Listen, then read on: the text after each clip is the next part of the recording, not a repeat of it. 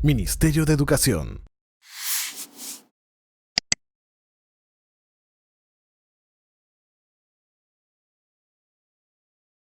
Muy buenos días a todas y todos, bienvenidos el día de hoy. Les saluda Luis Postigo Vidal, abogado de la Oficina General de Transparencia, Ética Pública y Anticorrupción, dando así el inicio a esta videoconferencia que ha programado la Dirección de Apoyo a la Gestión Educativa Descentralizada, DAGED, y con el apoyo de la OTEPA. Por parte de la jefa de la OTEPA, Ana Pari Morales, le doy la más cordial bienvenida, disculpándome con ella debido a que por sus recargadas labores no va a poder acompañarnos en la presentación del día de hoy. Sin embargo, tenemos nosotros el gusto de poder compartir con ustedes algunos temas que hemos considerado relevantes para que puedan tratarlo en su día a día sobre régimen disciplinario. Para esto, recordemos que la videoconferencia va a tener dos partes, ¿ok? La primera parte va a estar conducida por mi persona respecto al régimen disciplinario de la ley del servicio civil, ley 30.057, de 10 a 11 de la mañana, y de 11 a 12 de la mañana continuará el doctor Víctor Inga respecto al régimen disciplinario en el marco de la ley de reforma magisterial, ley 29944. ¿Sí? Les explico, en la dinámica de esta videoconferencia va a haber una parte que es expositiva por parte de alrededor de unos 35 minutos de mi persona, y luego de una breve pausa vamos a recoger sus inquietudes sobre la temática abordada en la videoconferencia. Vamos a hacer lectura y vamos a darle respuestas hasta aproximadamente las 11 de la mañana. Si es que no alcanzáramos a responder todas sus inquietudes, no se preocupen ustedes, que quedan en el chat y que serán luego absueltas por escrito una vez que las videoconferencias sean subidas al portal de EduTalento, ¿sí? Entonces, sin más que añadir, vamos a empezar la videoconferencia el día de hoy compartiendo con ustedes lo que es la diapositiva que hemos preparado respecto al régimen disciplinario de la ley del servicio civil. ¿A quiénes va dirigida esta videoconferencia? Bueno, a todas las autoridades que pueden ser instructoras y sancionadoras en el marco de la ley de servicio civil, propiamente a los secretarios técnicos de la ley de servicio civil y a los abogados y abogadas que presten apoyo en estas secretarías técnicas. ¿Cuáles son nuestros objetivos? Dar a conocer las funciones que tiene el secretario técnico, orientar a los secretarios técnicos sobre su labor, para el apoyo a las autoridades instructoras y sancionadoras del procedimiento disciplinario en el marco de la Ley de Servicio Civil, y también dar a conocer algunos documentos que por parte de Servir vienen orientando a los operadores del proceso administrativo disciplinario a través de documentos como por ejemplo en este caso son los informes técnicos legales que emite Servir. Estos informes son de público conocimiento a través de su web. Ahí les pongo una captura de pantalla donde ustedes pueden acceder a www.servir.gov.p y en el apartado de rectoría hacer clic en donde dice listado de informes legales. Lo que le va a aparecer a continuación es una ventana con los años donde están los informes legales, y ustedes simplemente acceden al año 2019, que es nuestro presente año, y podrán empezar a ver los últimos informes técnicos que ha emitido la Gerencia de Políticas Públicas de la Autoridad de Servicio Civil sobre diversas materias que es de competencia de Servir, entre ellas, obviamente, del régimen disciplinario. Muy bien, sobre el procedimiento administrativo disciplinario de la Ley de Servicio Civil, obviamente está recogido en esta ley 30.057 en su reglamento general, aprobado por Decreto Supremo 040-2014 PCM, y también Servir ha aprobado una directiva, la 02-2015 Servir, que justamente orienta algunos procedimientos que no estaban muy claros dentro de lo que es ni la ley ni el reglamento de la Ley del Servicio Civil. Propiamente, el título correspondiente al régimen disciplinario de la Ley de Servicio Civil entró en vigencia a los 3 meses de su publicación, esto es, a partir del 14 de septiembre del año 2014. Tenemos un informe técnico, el 1135-2017, donde en sus conclusiones 3.3 a 3.5 nos explica al respecto.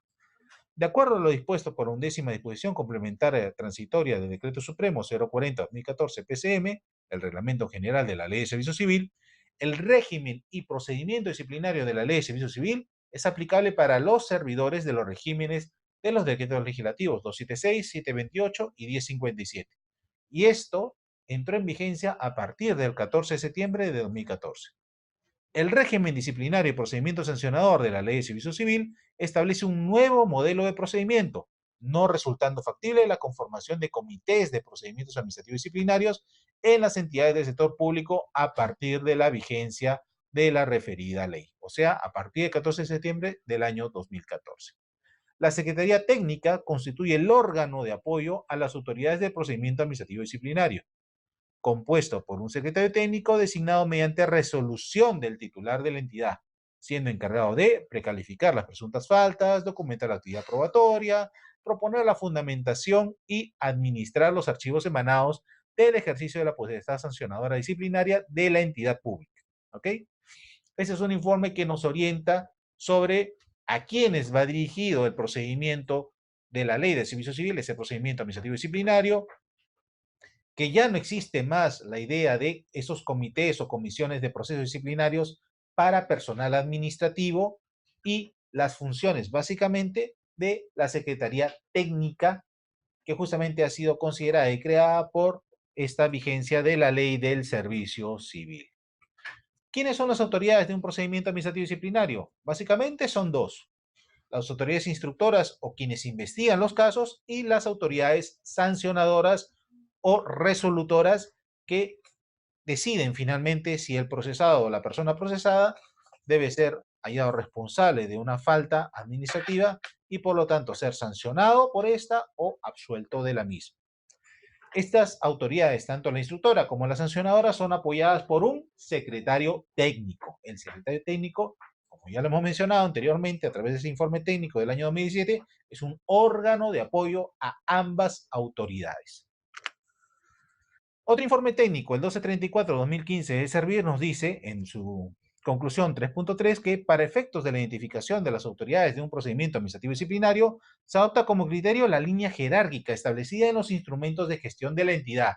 En ese sentido, corresponderá a cada entidad de la administración pública, conforme lo establecido en la Ley de Servicio Civil y su reglamento y sus instrumentos de gestión interna, llamémosle Reglamento de Organización y Funciones, Manual de Organización y Funciones, y aquellos otros en los que se definan las funciones y atribuciones de las entidades, órganos concentrados, proyectos, programas o unidades ejecutoras, conforme a la Ley 28.411. Y son estas disposiciones las que determinan los órganos competentes, siendo estos indelegables, de acuerdo al tipo de sanción a aplicarse, amonestación escrita, suspensión y destitución. Por lo que, a través de la Secretaría Técnica, se emitirá un informe de precalificación, identificando, entre otros puntos, al órgano instructor y sancionador competentes. ¿Ok? Eso es importante porque justamente nos establece esta ley de servicio civil que habrán autoridades instructoras y sancionadoras distintas para un caso concreto. ¿Por qué? Porque justamente tendrá en cuenta, uno, la situación jerárquica del servidor dentro del aparato administrativo, dentro de la entidad pública, y también la gravedad de la falta y la subsecuente sanción a imponer en este informe técnico de precalificación, porque dependerá justamente la gravedad de la misma para poder establecer quién debe instruir y quién debe sancionar. Sí. Otro informe técnico, el 804-2017, nos dice en su considerando 2.1 que las autoridades encargadas del trámite de procedimiento administrativo cuentan con el apoyo de una secretaría técnica designada por la máxima autoridad administrativa de la entidad, la misma que depende de la Oficina de Recursos Humanos de la entidad o la que haga sus veces, pudiendo ser el secretario técnico preferentemente abogado o un servidor civil de la entidad que desempeñe ese cargo en adición a las funciones que viene ejerciendo en la entidad. Asimismo, cuando la máxima autoridad administrativa de una entidad designe como secretario técnico a un abogado, este debe contar con título profesional, grado académico reconocido por la ley universitaria. ¿Ok? Entonces, ¿qué es lo que nos está diciendo ese informe técnico? Si bien es cierto, todas las entidades que ejercen esa potestad disciplinaria cuentan y deben contar con una secretaría técnica, esa secretaría técnica debe estar justamente a cargo de un solo secretario o secretaria técnica, ¿sí? Y este secretario o secretaria técnica no necesariamente es un abogado.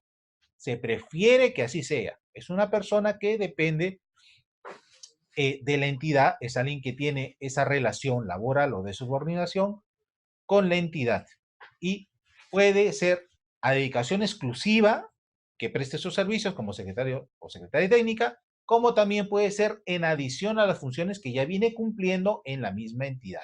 ¿Sí? Aclarado ese punto, también lo que nos está diciendo es que la condición de secretario o secretaria técnica solamente puede provenir a través de un documento de gestión interna, como una resolución administrativa, que proviene de la máxima autoridad administrativa. Si estamos hablando de una UGEL, será una resolución directoral del director o directora de esa UGEL, quien designe como secretario o secretaria técnica a determinado servidor.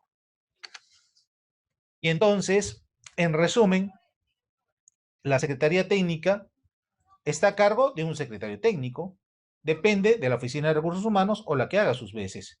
Como secretario o secretaria técnica no tiene una capacidad de decisión. Recuerden que es un órgano de apoyo, hace informes donde recomienda acciones.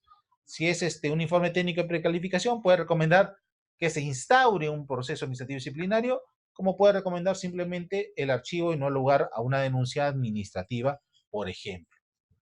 Sus informes o opiniones no son vinculantes, esto hay que tenerlo en cuenta.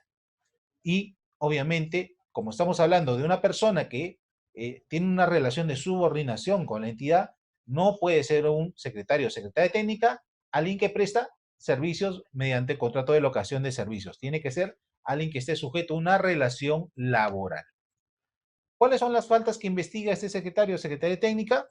Bueno, todas las denuncias administrativas que ameriten sanción de amonestación, escrita, suspensión y destitución en el marco de la ley del servicio civil. Está compuesto por una sola persona que es un secretario técnico. Y esta secretaría técnica puede contar con otros servidores que le presten apoyo.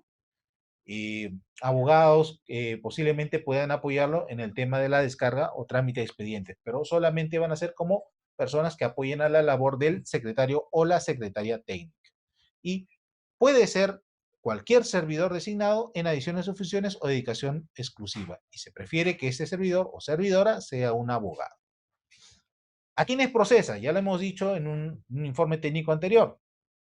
Básicamente a todos los que tienen un régimen laboral dentro del Estado, sea en el marco del decreto legislativo 276, 728, 1057 o de la misma ley 30.057, sean servidores o ex servidores en estos regímenes laborales.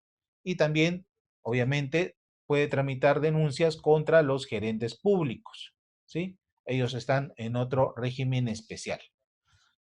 En el caso de los terceros, solamente aquellos que sean fajo PAC, ¿ok? Y por infracciones a la ley del Código de Ética de la Función Pública. Los demás terceros, los demás locadores de servicios, no son procesables en el marco de la ley del servicio civil. Y es designado por la máxima autoridad administrativa de la entidad. En el informe técnico 487-2017, Servir nos aclara que la Secretaría Técnica es el órgano de apoyo a las autoridades de procedimiento administrativo disciplinario, siendo que esta función de asistencia o apoyo comprende, entre otras, la notificación de los actos administrativos que emanen del procedimiento administrativo disciplinario, la revisión, evaluación y análisis de los documentos, descargos y o medios de prueba ofrecidos por él o los imputados en un procedimiento administrativo disciplinario, a efectos de que, con pleno conocimiento del contenido de los expedientes administrativos disciplinarios, pueda proponer la fundamentación de los informes de los órganos instructores y sancionadores, debiendo dirigir y o realizar las acciones necesarias que le permitan cumplir con dichas funciones, sin que estas acciones impliquen observar los actos emitidos por las autoridades del PAD, y más aún negarse a notificar tales actos, ya que se estaría obstaculizando el desarrollo del procedimiento administrativo disciplinario. Entonces, ¿cuáles son los documentos que se elaboran en un procedimiento administrativo disciplinario y que deben ser proyectados por el secretario técnico? Básicamente, todos los documentos que contiene un procedimiento administrativo disciplinario. Y empezamos justamente por el informe de precalificación. Cuando llega una denuncia a la entidad administrativa, lo primero que tiene que hacer el secretario o la secretaria técnica es un informe de precalificación, donde examina esta denuncia y dentro del plazo legal que tiene, que son 30 días, como lo vamos a ver, puede hacer las gestiones que sean necesarias como para poder recabar información, complementar la denuncia, hacer la labor de investigación y emitir un informe de precalificación a la autoridad o al órgano instructor donde recomiende el inicio de un procedimiento administrativo y disciplinario o no al lugar a trámite la denuncia y su archivo. También, ¿qué proyecta? Obviamente, la decisión de inicio, hay un proyecto de documento, puede ser la resolución, puede ser un oficio, hay un proyecto de un documento donde el órgano instructor dispone, de ser el caso, la instauración del procedimiento administrativo disciplinario y este documento es el que se notifica al procesado. También hay un informe técnico instructor que debe ser suscrito por el órgano instructor y que lo dirige al órgano sancionador, donde finalmente recomienda si se debe sancionar o se debe archivar o absolver al procesado de la falta que se le hubiese imputado. Hay un documento, un oficio notificando el informe del órgano instructor que va dirigido al órgano sancionador y la persona a la cual se le dirige es al denunciado. ¿Por qué? Porque justamente el denunciado tiene derecho a conocer el contenido de ese informe técnico instructor. Recuerden que el informe técnico instructor lo que hace es finalmente recomendar cuál va a ser la situación jurídica del procesado. Y es algo a que el procesado tiene que tener acceso porque es parte de su derecho a la defensa y a todo debido proceso. Y gracias a este conocimiento es que puede solicitar el uso de la palabra para informe oral ante el órgano sancionador. Finalmente, el documento que proyecta es la resolución o decisión final por parte del órgano sancionador y esta también se notifica al procesado. Y finalmente, esta resolución o acto administrativo firme acto administrativo debe decidir si se le sanciona al procesado o procesada o se archiva y absuelve al procesado o procesada.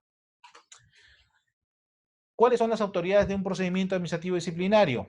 Acá vamos a poner y situarnos en el caso de una institución educativa, donde se procesan básicamente a quienes ostentan la condición de personal administrativo y a los auxiliares de educación.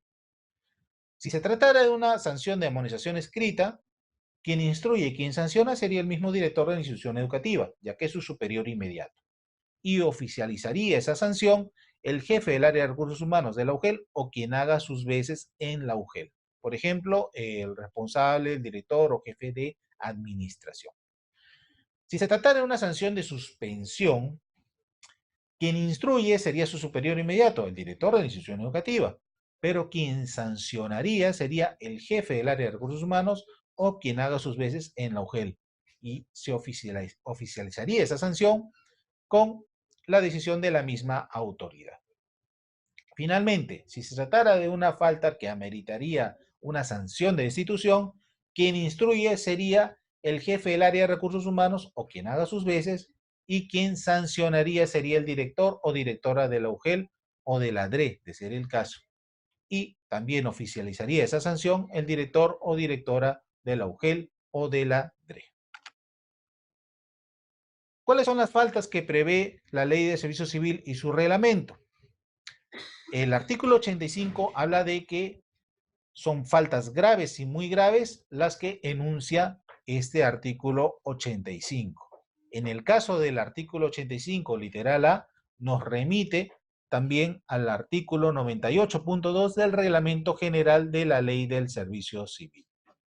Y en el caso de las faltas leves, en el artículo 98.1 del Reglamento General de la Ley de Servicio Civil, nos remite al reglamento interno de cada entidad.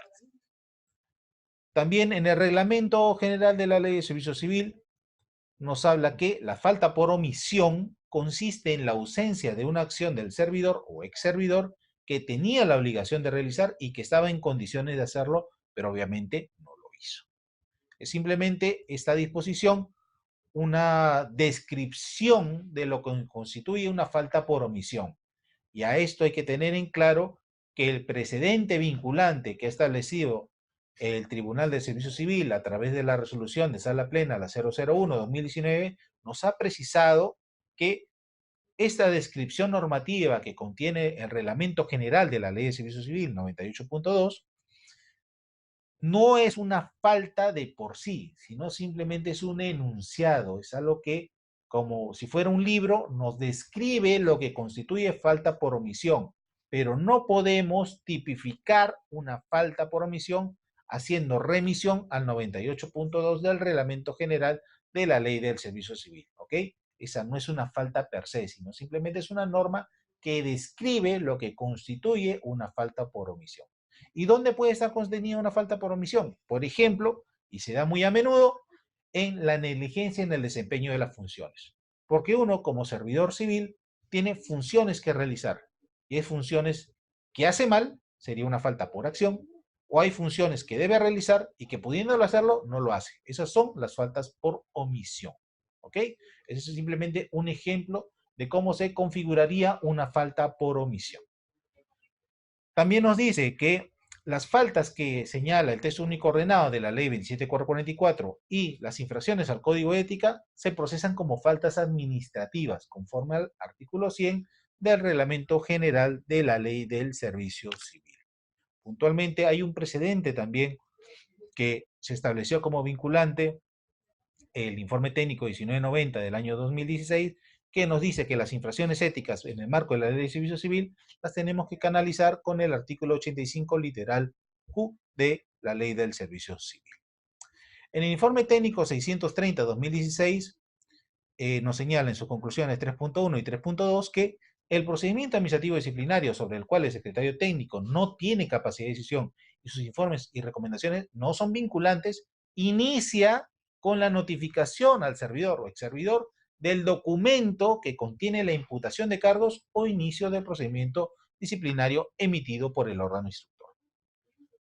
Durante la etapa de investigación previa y la precalificación, la responsabilidad de declarar no ha lugar a trámite una denuncia cuando corresponda y siempre que no se haya emitido el informe de precalificación que recomiende el inicio del procedimiento disciplinario, es competencia y recae estrictamente en el secretario técnico.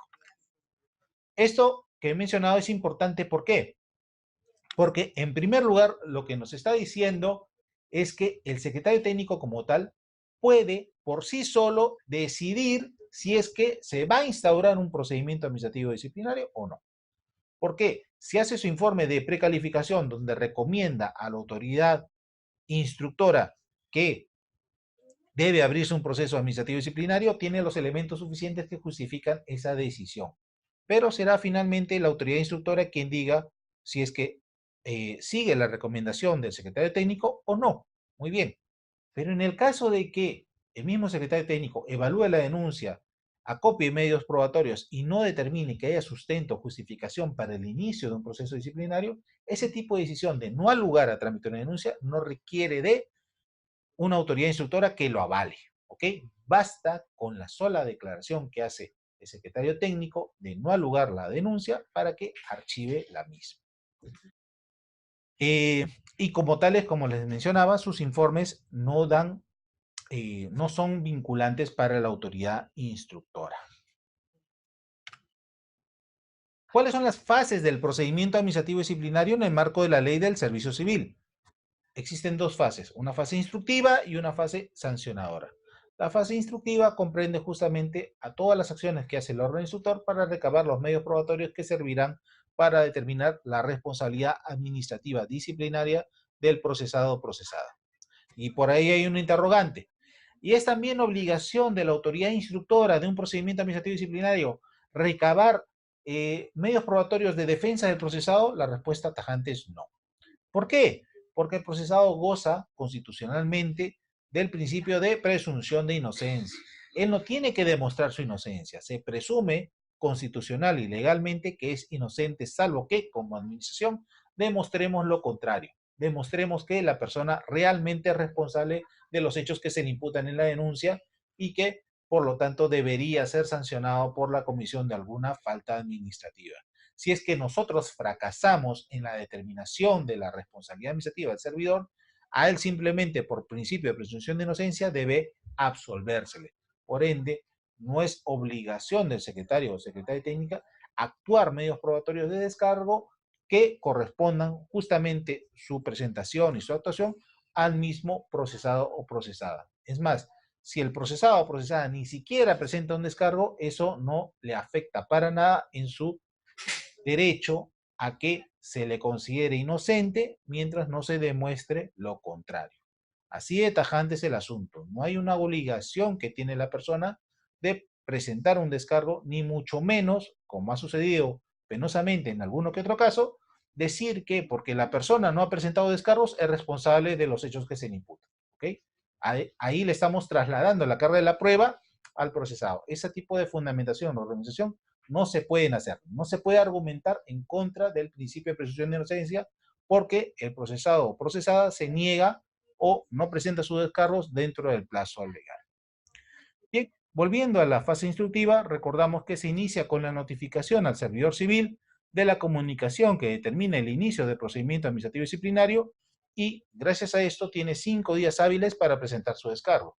Este plazo legal puede ser prorrogado por 5 días más a solicitud del propio interesado. ¿Sí? Vencido ese plazo, el órgano instructor tiene máximo 15 días como para poder determinar si existe responsabilidad administrativa del servidor o servidora procesada.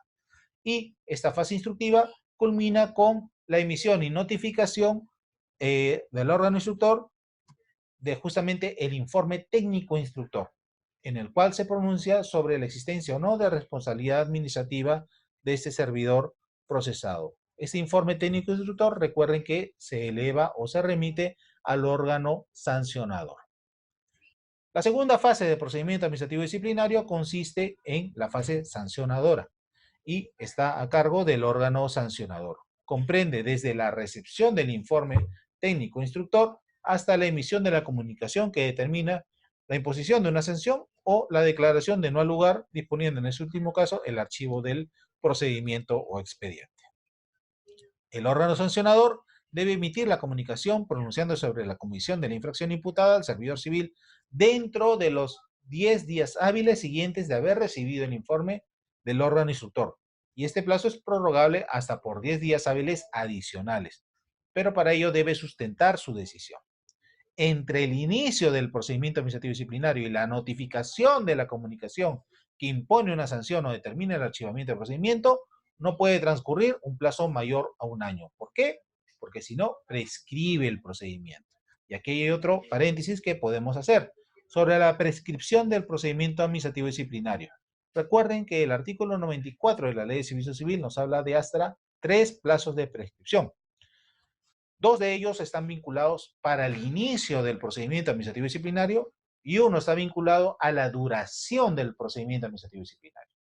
Respecto a los 2 plazos para el inicio del proceso disciplinario, pueden ser o bien desde 3 años de la fecha de comisión de los hechos, o bien de 1 año contado desde que el área de recursos humanos o la que haga sus veces toma conocimiento de los hechos denunciados. ¿Ok? Estos 2 plazos obviamente se computan hasta la instauración del proceso. ¿Y cuando se instaura un proceso? Ya lo habíamos dicho anteriormente, se instaura con la notificación del acto de inicio del procedimiento administrativo disciplinario, sea con el pliego de cargos o sea con la misma resolución, carta o oficio por el cual disponen que se está iniciando un proceso administrativo disciplinario y este obviamente recibido por la persona que sería procesado o procesada por esta falta administrativa. Respecto al segundo, el plazo de duración del procedimiento administrativo disciplinario se computa desde que justamente el servidor recibe esta resolución o acto de inicio del proceso administrativo disciplinario hasta que la entidad administrativa emita la decisión final, sea sancionando o archivando y absolviendo al procesado o procesada. Muy bien, ahora vamos a examinar a raíz de algunas consultas que nos han llegado y a propósito de documentos que ha emitido la Autoridad de Servicio Civil, 7 dudas recurrentes sobre el procedimiento administrativo disciplinario. La primera de ellas, ¿es posible presentar una queja por defecto de tramitación contra el secretario técnico del procedimiento administrativo disciplinario por la demora en el trámite de un PAD? Y la respuesta que nos da la Autoridad de Servicio Civil en el informe técnico 1396-2019, en su conclusión 3.4, es que, teniendo en consideración que el artículo 169 del texto único ordenado de la Ley de Procedimiento Administrativo General no restringe el ámbito de aplicación a determinados procedimientos, podemos inferir que cualquier persona inmersa en un procedimiento administrativo podrá interponer este remedio procesal cuando advierta la existencia de alguna conducta dilatoria por la parte de las autoridades del PAD o la Secretaría Técnica, según sea el caso. ¿Ok? Y esto es importante saberlo porque hay casos en los que la Secretaría Técnica dilata el procedimiento y por esta dilación del procedimiento, el mismo procesado puede presentar una queja por defecto de tramitación en la dilación excesiva del procedimiento y esta podría ser fundada. ¿Ok? ¿Quién más podría tener derecho a presentar una queja por defecto de tramitación en un PAD? Por ejemplo, el denunciante. Si bien es cierto, no es parte, pero la misma ley del servicio civil y su reglamento le prevé el derecho al denunciante de conocer dentro del plazo de 30 días de interpuesta cuál es el estado de su denuncia. Y entonces, cuando nosotros no comunicamos al denunciante dentro de este plazo legal cuál es el estado de esa denuncia que él presentó, él podría tener legitimidad para interponer una queja por defecto de tramitación, ya que él sería perjudicado por esta acción, únicamente respecto a este supuesto que les menciono. Respecto a los demás actuaciones del procedimiento, obviamente el denunciante no es parte del procedimiento y no tendría derecho a nada más en lo que continuaría con el procedimiento disciplinario, salvo en el tema de comunicarle qué pasó con su denuncia dentro de los 30 días que ha sido interpuesta. Siguiente consulta. ¿Es posible sancionar a un servidor por una falta X que ameritaría suspensión, a pesar que a la fecha esté cumpliendo otra sanción de suspensión por haber sido responsable de la falta Y, producto de un pago anterior? O sea, ¿puedo sancionar a alguien que ahorita está cumpliendo una sanción?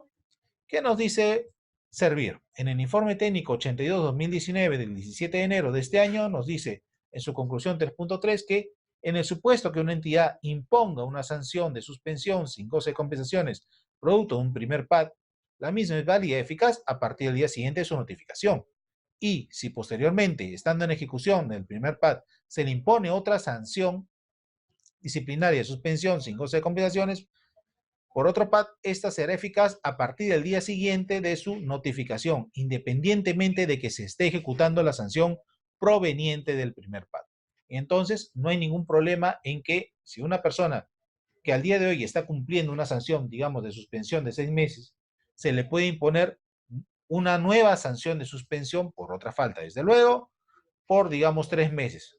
No hay aquí lo que sería en penal una refundición de las penas, ¿ok? Lo que habría simplemente es que esta sanción de 6 meses subsumiría a la menor de 3 meses que estamos poniendo el ejemplo, ya que obviamente sería un mayor tiempo el que estaría sancionado con suspensión. No se suman, ¿ok? Ni se ejecuta al 6 meses un día la segunda sanción de suspensión de 3 meses. Eso no, sino que no existe ningún impedimento para que ambas existan a la vez. Tercera consulta. ¿Qué autoridad sería la competente para instaurar PAD si a la fecha de comisión del hecho dicha autoridad fue A, pero debido al cambio del ROF en la entidad, a la fecha su superior es B? Acá es un supuesto un poco difícil que tal vez nuestros amigos en provincia, en las UGELs, lo vean, pero tiene mucho que ver con justamente los cambios a raíz de la implementación de la ley del servicio civil y la adecuación al sistema de recursos humanos que proviene justamente de la misma ley del servicio civil. Y en esta adecuación, justamente ha cambiado en algunas entidades su reglamento de organización y funciones. Y entonces, ¿qué nos dice Servir en ese supuesto? En el informe técnico 1220-2019 del 6 de agosto nos indica en su conclusión 3.4 que en caso que al momento de la comisión de la falta el jefe inmediato del servidor hubiera sido la autoridad A, pero que al instaurarse el PAD el jefe inmediato del mismo servidor fuera la autoridad B, como consecuencia de una modificación del reglamento de organización y funciones, corresponderá a intervenir como órgano instructor para las sanciones de amonestación o suspensión aquel que hubiera ostentado la condición de jefe inmediato del infractor al momento en que se cometió la falta. Esto es la autoridad A, indistintamente de que a la fecha de instauración dicha sujeción jerárquica ya no existiera. Esto es que se respeta justamente las autoridades competentes a la fecha de comisión del hecho. ¿Sí? ¿Y qué pasa si en el nuevo ROF la autoridad competente ya no existe? Esto es que esa autoridad con A, que fue en su momento, ya hoy día con el nuevo ROF ya no existe. Ha desaparecido esa oficina, por ejemplo. En el mismo informe técnico, antes mencionado en su conclusión 3.5, nos precisa, solo en aquellos casos en los que la unidad orgánica en la que fue cometida la falta hubiera desaparecido, corresponderá intervenir como órgano instructor para las sanciones de amonestación o suspensión a la autoridad que actualmente desarrolla las funciones de aquel cargo que en su momento sentaba la condición de jefe inmediato del presunto infractor. Esto es, que se sigue procesando a la persona conforme al actual ROF. Otra consulta. ¿Puedo iniciar PAD por hechos que han sido detectados en un informe del órgano de control sobre los cuales dispuso reservarse la potestad para el inicio del PAS, a pesar que éste estuviese paralizado en su tramitación debido a la sentencia de inconstitucionalidad del Tribunal Constitucional que limita su potestad sancionadora? Ese es un tema muy actual. Recordemos que hace muy poco tiempo el Tribunal Constitucional declaró inconstitucional esa potestad sancionadora que recoge la Contraloría General de la República. Y muchos informes que ha emitido la Contraloría General de la República indican, dentro de lo que son sus recomendaciones, que sobre ciertos servidores o funcionarios, la entidad administrativa no les siga un procedimiento disciplinario porque sobre ellos va a seguir un procedimiento administrativo sancionador por la responsabilidad administrativa funcional. Pero son estos casos que actualmente están paralizados y entonces la consulta va justamente a servir en esos extremos. ¿Qué pasa cuando la autoridad de control ha detectado que ciertos servidores o funcionarios habrían cometido irregularidades que serían objeto del PAS, del procedimiento administrativo sancionador por parte de la Contraloría General de la República, pero que justamente no pueden tramitar actualmente por esta dificultad que a través de la sentencia del Tribunal Constitucional les ha impuesto?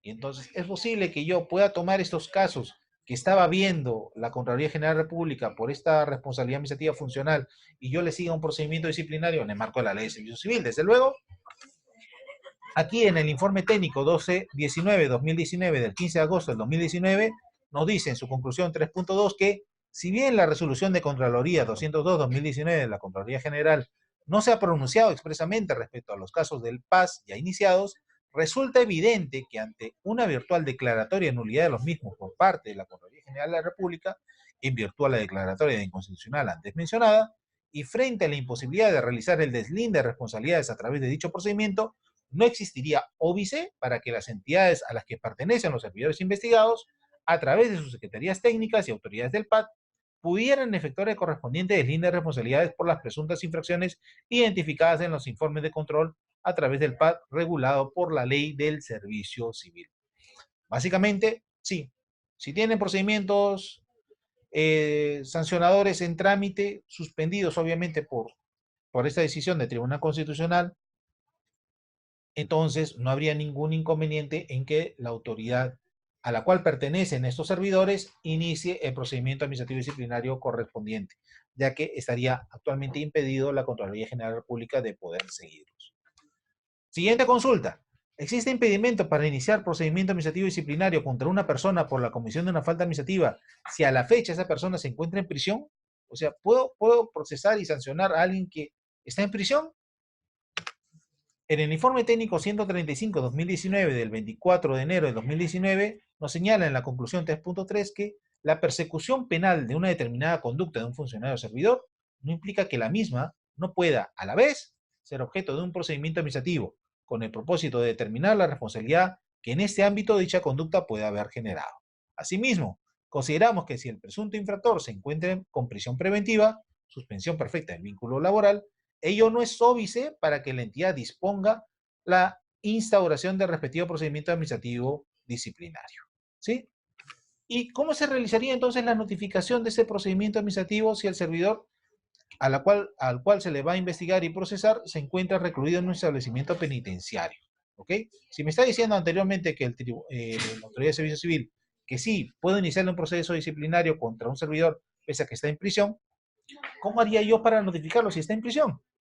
En el mismo informe técnico nos dice en la conclusión 3.4 que la normativa aplicable al régimen de notificaciones no ha previsto una excepción o modalidad especial para notificar actuaciones administrativas al administrado, entiéndase, presunto infractor, que se encuentre con prisión preventiva. En tal contexto, teniendo en cuenta que no se puede distinguir donde la ley no distingue, las entidades deberán efectuar la notificación de sus actos conforme al principio de legalidad. Y para ello hay que ver lo que contiene el artículo 20 del texto único ordenado de la Ley del Procedimiento Administrativo General. Esto es la forma de notificación que ya nosotros conocemos. ¿Y cómo se notifica finalmente? Pues al domicilio que ha señalado el administrado procesado en la misma entidad pública dentro del año, o bien al domicilio que aparece en su DNI. Bueno, hasta aquí ha llegado lo que ha sido la presentación por mi parte. Vamos a hacer un breve receso de unos minutos para poder recabar todas sus inquietudes que nos vienen haciendo a través del chat y vamos a continuar absolviendo las dudas que nos hubieran formulado. No olviden, por favor, llenar la encuesta de satisfacción para poder conocer qué aspectos o temáticas nosotros podemos mejorar o implementar en futuras videoconferencias y también para que les pueda llegar a ustedes los materiales que han sido usados en la presentación del día de hoy. ¿Sí? En un momento continuamos.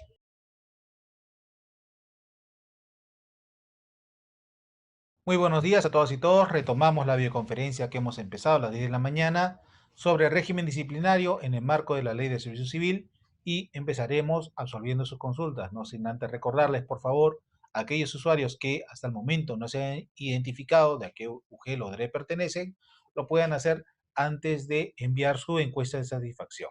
¿Sí? Empezamos entonces. UGEL La Unión nos pregunta, cuando el informe de precalificaciones no ha lugar, ¿a quién va dirigido este informe? Recuerden que el informe no ha lugar simplemente dispone lo que es la no instauración de un procedimiento administrativo disciplinario. En teoría, no va dirigido a ningún órgano instructor. Sí, por su comodidad, lo tienen que dirigir a un órgano, debería ser el área de recursos humanos. ¿Por qué? Recuerden ustedes de que existe una obligación en la directiva, la 02-2015, de que todos los casos semestralmente se vengan reportando al área de recursos humanos o la que haga sus veces en la entidad donde se encuentre. Y entonces, siempre deberán comunicar al área de recursos humanos o la que haga sus veces qué es lo que ha pasado con las denuncias que ustedes han recibido. Entre ellas, muchas será de no al lugar y archivo. Entonces, para que el área de recursos humanos pueda tener conocimiento de la labor que ustedes están haciendo en la Secretaría Técnica, deberían dirigir esos informes de no al lugar y archivo de denuncias al área de recursos humanos porque finalmente esta información la van a tener ellos. UGEL Asunción nos pregunta, consulta ante una sanción de suspensión. El sancionado presenta recurso de reconsideración. Al respecto, los plazos son de acuerdo al tubo de la ley 2744. El sancionado presenta recurso de reconsideración. Claro, el plazo para la interposición de los recursos es de 15 días y eso está en el texto único ordenado de la ley 2744. Recordemos que cuando estamos hablando de plazos legales son días hábiles. ¿Es correcto que asesoría jurídica atienda dicho recurso o solamente compete su atención al órgano sancionador y en qué plazo? Recuerden que la Secretaría Técnica es un órgano de apoyo a los órganos instructores y sancionadores. Cuando el procesado presenta un recurso de reconsideración contra la sanción que se le ha impuesto, es la misma Secretaría Técnica quien tiene que auxiliar al órgano sancionador respecto al informe relacionado a este recurso de reconsideración. ¿Sí? Es parte de su función poder apoyarlo, no del órgano de asesoría jurídica. UGEL Guaitará. Si un servidor se va desde su trabajo sin comunicar su ausencia, sin embargo, al día 8 presenta una solicitud de licencia por salud y presenta un certificado médico, ¿ese servidor incurrió en falta administrativa de abandono? ¿Sí o no? Eh, para empezar, nos está describiendo cuánto tiempo se va la persona de su centro de trabajo. Recuerden que la falta que establece la ley de servicio civil establece un mínimo de más de 3 días consecutivos para que se configure el abandono de cargo y así sucesivamente hasta un periodo de 15 días no consecutivos hasta 6 meses. Entonces, habría que verificar previamente si es que estaría dentro de ese supuesto de abandono de cargo que establece el artículo 85 de la Ley de Servicio Civil para poder luego saber si es que la presentación extemporánea de un certificado médico justificaría esas inasistencias o no. ¿Sí? UGEL Huancabamba. ¿Es posible instaurar paz a un servidor bajo la modalidad de locación de servicios? Recuerden ustedes que el procedimiento administrativo sancionador que realiza la Contraloría General de la República es contra cualquiera. Está haciendo la pregunta ahí sobre el paz. ¿Ok? Y entonces me permito precisar que la Contraloría General de la República puede iniciar un paz a cualquier persona que trabaje en una entidad pública independientemente si es un practicante, está en etapa de formación, si es un locador de servicios, etcétera, etcétera, etcétera. Para el PAS, eso es indistinto, ¿ok? pero para el PAD, para el procedimiento administrativo disciplinario, no podría establecerse faltas administrativas contra alguien que sea un locador de servicios, salvo que ustedes me estén diciendo que este locador de servicios es un FAG o PAG dentro de la entidad pública. Si no tiene esa condición de FAG o PAG, entonces no podría este locador de servicios instaurarse en un procedimiento administrativo disciplinario en el marco de la ley del servicio civil. Ugel Walgayop, un ex servidor de la UGEL en calidad de tesorero, cobró cheques a su nombre y no realizó los pagos a las AFP, que indicó realizaría. Se cuenta con los cheques del cobro remitidos por el Banco de la Nación. Se procedió con la apertura del PAD, se notificó debidamente, pero no ha presentado su descargo. Se ha continuado con las implicaciones. No existe documentos del pago que debió haber realizado. Muy bien. O sea, estamos hablando de un incumplimiento de una obligación por parte del servidor, ¿cierto? Y ustedes le han instaurado proceso por ese incumplimiento, ¿sí? Y entonces, si se ha demostrado que ha incumplido esa obligación, lo que conllevaría simplemente es al deslinde de la responsabilidad administrativa por el incumplimiento de esa obligación. No entiendo muy bien su consulta, pero esa sería la conclusión a la cual llegaría del caso expuesto. De Coproba no identifica a UGEL o DRE a la cual pertenece. Nos pregunta cuál es el plazo para resolver los casos retrotraídos por el Tribunal de Servicio Civil en referencia a la Ley de Reforma Magisterial. Bien, esta ha sido una charla sobre el régimen disciplinario en el marco de la Ley 30.057. Sin embargo, me permito recordarles que, a propósito del precedente vinculante que ha establecido la Autoridad de Servicio Civil a través del Tribunal de Servicio Civil en la resolución de Sala Plena 03/2019, ha precisado cuáles son los plazos de prescripción que se aplican a los procedimientos disciplinarios en el marco de la Ley de Reforma Magisterial. Ya hemos tratado sobre estos precedentes en una videoconferencia anterior y lo único que le rogaría a la persona que está consultando sobre el tema es que pueda visualizar la videoconferencia que hemos dado justamente la semana pasada sobre el tema, porque si no se nos extiende el tiempo y tenemos que dar pase al siguiente expositor. Ugel Huancavelica. Un especialista de Ugel se puede investigar por nepotismo cuando el jefe es su hermano o está permitido en la normativa. No está permitido el nepotismo, sea cual sea el cargo que ostente el servidor, ¿ok? Si la figura calza con ese tema de nepotismo, se le debería procesar por este tipo de hecho, independientemente al cargo que ostente. Ugel Tacna. En caso que una docente sea condenada por delito doloso con sentencia condenatoria con carácter suspendida, es con o sin proceso. Y me imagino que lo que está preguntando es sobre si va a haber destitución automática o es que se le va a abrir proceso disciplinario contra esta docente. Bien, recordemos que en el caso de la ley de reforma magisterial va a haber una videoconferencia con posterioridad y le rogaría que su consulta la canalice propiamente al expositor que va a tratar sobre este tema. Ugel Putina, en un informe de precalificación también se establece la sanción a imponerse. Puntualmente no se dice la sanción a imponer, es la probable sanción que correspondería si en caso se hallase responsable a la persona. Pero ¿cómo lo delimita la ley? Por ejemplo, examinamos una denuncia, hacemos el informe de precalificación y en este informe de precalificación identificamos quién va a ser la autoridad instructora y sancionadora. Pongamos que es un personal del área de abastecimiento. Decimos, como es una falta de suspensión, su superior inmediato sería el jefe o responsable del área de abastecimiento, ¿sí?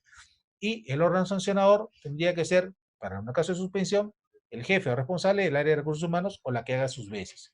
Muy bien. Una vez que ya identificamos las autoridades, tendríamos que decir, si se trata de una falta grave pasible de suspensión, entonces precisar que la sanción imponible podría ser suspensión sin goce de remuneraciones entre 1 a 365 días o desde un día hasta 12 meses, ¿ok? Pero así en genérico, no podríamos nosotros decir en el informe de precalificación que sería merecedor de una sanción de suspensión de 6 meses o cosas semejantes. Eso no podríamos hacerlo en la etapa de precalificación. Nosotros no podemos poner un límite de temporalidad en cuanto a la presunta sanción o la posible sanción a imponer, sino simplemente precisar de que podría ser pasible de sanción conforme lo señala la misma ley, ¿sí? Otra persona que no se identifica nos pregunta si las resoluciones de sanción pueden ser materia de nulidad de oficio. En principio, todo acto administrativo es pasible de nulidad de oficio, pero recordemos que si estamos hablando de una resolución de sanción, la sanción obviamente perjudica a quien es sancionado. Y entonces el sancionado, si considera que la sanción es acorde a su derecho, no apelará, no impugnará, no presentará ningún tipo de recurso y al declarar consentido el acto administrativo, el acto queda firme y cumplirá con la sanción que se le imponga. Caso contrario, podría interponer algún recurso que, como la apelación, podría llevar implícita la nulidad del acto impugnado. UGEL Guaitará, cuando se declara procedente una queja por defecto de tramitación y se remite a Secretaría Técnica, ¿se estaría hablando de una falta administrativa? Efectivamente, podríamos estar hablando de una falta por negligencia en el desempeño de las funciones. ¿Sí? UGEL Huancabamba. La pregunta ¿es posible instaurar un PAS a un servidor bajo la modalidad de locación de servicios? Ya la respondimos anteriormente. Cuando el informe de control interno de la área recomienda la apertura del proceso de aquellos servidores, ya lo hemos respondido anteriormente, ¿no? El PAS es algo que sigue la Contraloría General de la República, no la entidad administrativa, ¿sí? UGEL Chupaca. Existe una denuncia contra una directora y el auxiliar de una IE por causar perjuicio a un alumno. En este caso, necesariamente debe ser el órgano instructor, la directora, quien también se le acaba de aperturar proceso por dicha denuncia, que hacer al respecto. Si los hechos están vinculados directamente contra la persona que está instruyendo proceso, sí, debería abstenerse, pero esa condición, digamos, debe presentarla ella misma, ¿no? Como una causal de abstención a su superior inmediato, que sería el director del UGEL, para que ella no siga ese procedimiento como órgano instructor y pase de encontrarlo fundado el director del UGEL a otro director de colegio para que actúe en su lugar. Caso contrario, la persona puede actuar independientemente que sea denunciada también por hechos análogos o que estén contenidos en la misma denuncia. UGEL GSC. Si un trabajador administrativo del 276, cargo jefe de almacén de la UGEL, tiene una denuncia por presunta comisión de violación sexual de un menor, realizaría una medida preventiva en su defecto de suspensión perfecta o imperfecta, se iniciaría con la apertura del proceso administrativo. Recordemos que las denuncias por violación de libertad sexual están comprendidas dentro del supuesto que marca el artículo segundo de la ley 2988 y esta dispone la medida de separación preventiva con el conocimiento de la misma. Si está en un proceso penal en trámite, obviamente también.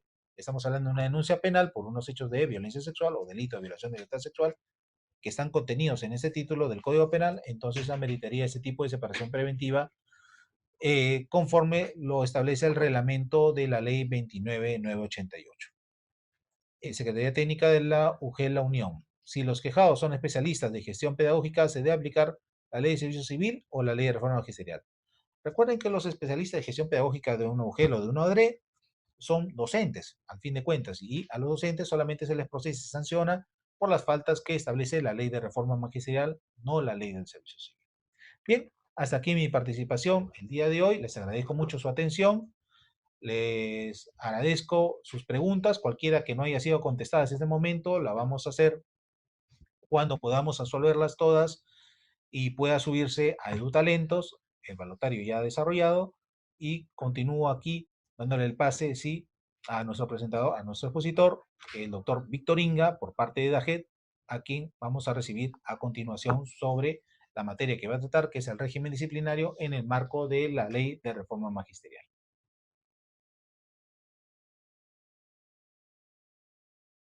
Buenos días, amigos de las direcciones regionales y unidades de gestión educativa locales que están en este momento enlazados en esta videoconferencia que estamos llevando a cabo. Y ya anteriormente hemos escuchado la parte que le correspondió al doctor Luis Postigo, ahora me corresponde a mi persona. Mi nombre es Victorín Aranda, yo trabajo en la Dirección de Apoyo a la Gestión Educativa Descentralizada. Y en el marco de las responsabilidades que tienen cada dirección de UGEL y de las direcciones regionales de educación, es que nosotros venimos a fortalecer a ustedes, amigos que están enlazados, respecto a la problemática del desarrollo de los procesos administrativos disciplinarios. En esta ocasión vamos a tratar el tema referido al proceso administrativo disciplinario en el régimen especial, vale decir, de los cargos directivos. Ya en anteriores oportunidades hemos hablado ya del régimen de disciplinario del personal docente de educación básica regular, llámese los institutos de educación de instituciones educativas, que ha estado desarrollado a cargo de la Dirección Técnica Normativa de Docentes. Y en ese sentido ahora vamos a hablar un poco sobre el caso de los directivos. Bien, entonces nos damos en la señal para empezar y con ustedes empezamos con esta exposición. Régimen disciplinario de personal directivo de la carrera pública magisterial de las DRES y UGELES. Bien, como ustedes saben, en nuestro régimen de la carrera pública magisterial tenemos un régimen referido a comisiones permanentes y una referido a comisiones especiales. Las comisiones permanentes está básicamente para todo el personal que trabaja en la carrera pública magisterial en las instituciones educativas y los especialistas en educación. Hasta ahí llegamos en cuanto al régimen que está regulado por la comisión permanente. Pero cuando se tratan de cargos ya de directivos, llámese de jefe de gestión pedagógica, director de gestión pedagógica y director de UGEL, que también son cargos de la carrera pública magisterial, cuando se trata de tener que hacer investigaciones contra estos directivos, entonces sí estamos hablando de un régimen especial en el desarrollo del proceso administrativo disciplinario, a diferencia de lo que es el régimen de las comisiones permanentes. Entonces siempre es importante que se distinga una cosa de la otra. En el régimen especial, repito, es jefe de gestión pedagógica, director de gestión pedagógica y director de la UGEL, que son las personas a quienes se procesaría. En estos casos, no corresponde, por ejemplo, al jefe de gestión institucional o al jefe de administración o al jefe de asesoría jurídica incorporarlos dentro de la Comisión Especial de Procesos Administrativos Disciplinarios, porque ellos no pertenecen a la carrera pública magisterial. En este caso, a ellos se regularía su régimen disciplinario con la Ley 30.057, que es la Ley de Servicio Civil, y su reglamento general, que es el Decreto Supremo 044 del 2014, PCM. Entonces, eso es importante que se sepa distinguir, amigos. Ahora, nosotros partimos un poco básicamente pensando, pues, en el caso de los directores de UGEL, que estas personas son designados en condición de confianza. Son cargos que pertenecen al área de desempeño laboral de gestión institucional, regulado por la Ley de Reforma Magisterial en el artículo 12 del literal B. Al cargo de director de UGEL se accede por concurso público de méritos y es designado en condición de confianza y su remoción es regulada, que es diferente en el caso de los directores de gestión pedagógica, que en este caso son cargos de confianza, pero son designados, pero no son cargos de confianza. Pero el director de UGEL sí es un cargo de confianza, lo que implica que es a dedicación exclusiva, tiempo completo, en fin. Y la diferencia del director de gestión pedagógica con el director de UGEL es que la remoción del cargo de director de UGEL está regulada y son designados por un periodo de 4 años. Entonces, a estos directores de UGEL que son designados por un periodo de 4 años, no se les puede remover porque ingresa un nuevo director de región de educación, solamente porque dice, como es condición de confianza, y él puede decir que no es de mi confianza, entonces yo digo que ya no debe de seguir elaborando conmigo. Esa condición de confianza tiene una connotación diferente de lo que pueda decirse que es por razón de amistad o porque somos compañeros de estudios, hemos estudiado en la universidad, en las maestrías, en los doctorados, y por eso es una persona de mi confianza. Esa no es básicamente el concepto de la confianza. El concepto de la confianza radica básicamente en que es de confianza porque yo sé que esa persona tiene el pleno conocimiento de la función pública, específicamente en la que se tiene que desempeñar, como en este caso de director de UGEL, que conoce de gestión administrativa, pedagógica, en fin, todos esos aspectos son las personas que acreditan el derecho, poder decir que es una persona de confianza, pero no confundirlo con la confianza por razón de amistad, que es totalmente diferente. Y entonces, en ese sentido, la norma ha regulado que su remoción es regulada, o sea, ellos son designados por un periodo de 4 años. Se puede dar por concluido su remoción regulada, siempre y cuando ocurran algunas circunstancias que lo vamos a ver más adelante. Entonces vemos que su periodo de designación es por 4 años y es evaluado en la gestión a los 2 años. Y en esa evaluación también de los 2 años puede que no supere la evaluación, en cuyo caso su designación también terminaría y tendría que regresar a su cargo inicial que le corresponde, como es el de docente. Inicialmente el periodo de gestión de director de UGEL era por 3 años, pero luego se modificó la norma y se señala que debe ser por un periodo de 4 años, que eso es lo que vienen cumpliendo los directores de UGEL y que en el próximo año ya van a cumplir los 4 años, en cuyo caso terminaría su periodo. Tendrían que pasar por un nuevo proceso de evaluación para ver si son ratificados por un periodo adicional de 4 años. Aquel que no es ratificado va a regresar a su cargo inicial, que se refiere al cargo docente, no al cargo que anteriormente puede haber tenido, por ejemplo, como director de institución educativa, que también accedió por concurso, pero a su vez también participó en un concurso para ser director de UGEL. Y como accedió, entonces no es que su cargo que se reserva es el de director de institución educativa, sino el que se reserva es el cargo de inicial, que es el de docente, sea de primaria, inicial o de secundaria. Pues bien, entonces más o menos tenemos una noción de la designación del cargo de director de UGEL respecto del cargo de director de gestión pedagógica. Entonces hay una diferenciación. Mientras uno es designado, el otro es designado a su vez, pero también a su vez es en condición de confianza, que es diferente con el de gestión pedagógica. Luego, como vemos, todos los servidores públicos estamos sujetos a que puedan en el transcurso de su carrera pública o el desempeño de su función específica incurrir en una falta o en una infracción. Y entonces esto se tiene que distinguir en qué consiste una falta y en qué consiste una infracción. El concepto es, por ejemplo, en el caso de falta, toda acción u omisión, voluntaria o no, que contravenga los deberes señalados en los artículos 40 de la ley, se refiere a los deberes, se refiere a la ley de carrera pública magisterial, dan lugar a la aplicación de una sanción administrativa correspondiente, dice. Entonces, cuando se dice, por ejemplo, toda acción, nos está señalando de que si la ley le dice a usted que debe desempeñarse como A y usted no hace lo que dice la ley, actúa de manera diferente, no acata lo que dice el mandato legal, eso significa que está actuando por acción. Pero si la norma dice como A y usted lo ignora o dice no conocer lo que decía la norma, y eso significaría que usted estaría actuando por omisión, porque usted está diciendo que yo no lo conocía, no lo sabía, no estaba informado, en fin, y por eso aduciría que está actuando por omisión.